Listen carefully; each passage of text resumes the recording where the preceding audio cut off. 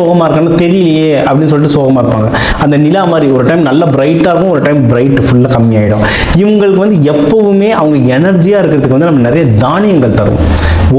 இப்போ நவதானியங்கள், மெயினாக நவதானியங்களில் ஒரு தானியத்திலும் ஒரு கிரகத்தோட எனர்ஜி இருக்குது.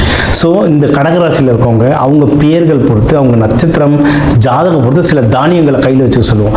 அந்த தானியங்களை கையில் வச்சுக்க நீங்கள் வந்து ஆஃபீஸில் இருக்கீங்களோ இல்லை பிஸ்னஸ் பண்ணுறீங்களோ இல்லை வீட்டிலே இருக்கீங்கன்னாவே அந்த எனர்ஜி உங்களுக்கு வந்து எப்போவுமே ஹோல்டு பண்ணுறதுக்கு ரொம்ப நல்லது.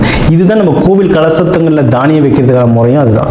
அந்த தானியங்களில் பஞ்சபூத சக்தி இருக்குது, நவகிரக சக்தி இருக்குது. அதை நீங்கள் கையில் வச்சுக்க உங்களையும் அந்த கோவில் கோபுரம் கலசம் மாதிரி உங்களை ஸ்ட்ராங் பண்ணிகிட்டே இருக்கீங்க.